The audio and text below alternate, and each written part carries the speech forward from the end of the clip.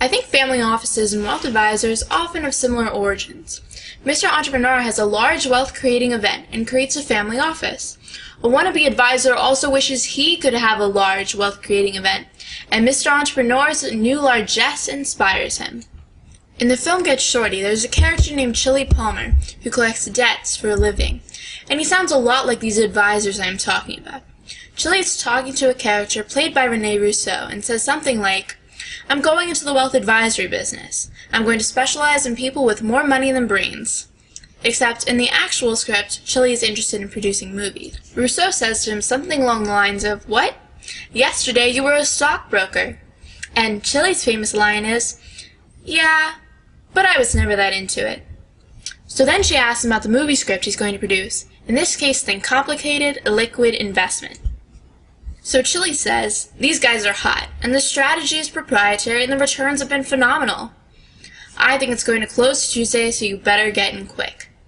And Rousseau asks him something I think we should all ask these guys a whole lot more. "So you've read the documents?" He admits, "Not yet."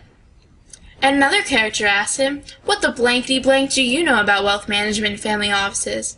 And Chili tells him, "I don't think you have to know much. It's mostly marketing." Anyway, I'm not suggesting that all the people in this business are that venal. Just most of them. And in many ways, family office leaders can be just as off-target. Let's go over that dialogue again with Chili in the shoes of the founding patriarch. In this version, Chili announces, "I'm going to form a family office." It's kind of like running a private hedge fund. Rousseau listens to this and says, "You've been an oil man, real estate developer, loan shark, whatever. Could have even been a shoe salesman all of your life." And Chili says, "Yeah, but now the business is somebody else's problem, and I was never that into it." Rousseau asks, "Okay, so what do you think of those Lehman guys?" This is pre-2008. Chili feels himself master of his new profession and says, "Very impressive offices. I gave them a lot of money for something clever called CDS and something else called MLPs." Rousseau asks, "So you've read the documents?" "Not yet."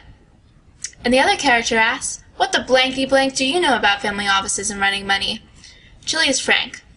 "I don't think you have to know much. It's mostly knowing the right people." By the way, the character in the movie then tells Chili, "I think you're full of you-know-what."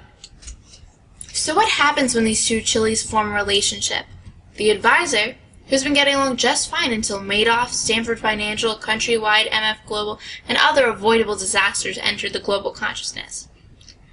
That advisor is now rightly seen by the 99% and the 1% alike as akin to the ancient twisted character Gollum in The Lord of the Rings. The grotesque creature who can't stand something being stolen from him that he never should have had in the first place. In this case, his fat bonus or risk-free options on his client's money. The family patriarch, on the other hand, is outraged to learn that things have not worked out, that he may not be as smart as he thinks, and, to compensate, assumes that everyone is trying to cheat him.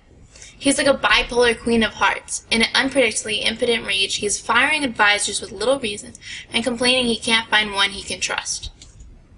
These characters are closer to the industry standard than most people in this room would like to admit. We need a new standard. Really new. This is why my dad, and others have proposed an Investor Bill of Rights and Obligations. He has called it the 8x8 Collaboration, and my sincere hope is that families could use it to create a better world for themselves and everyone else.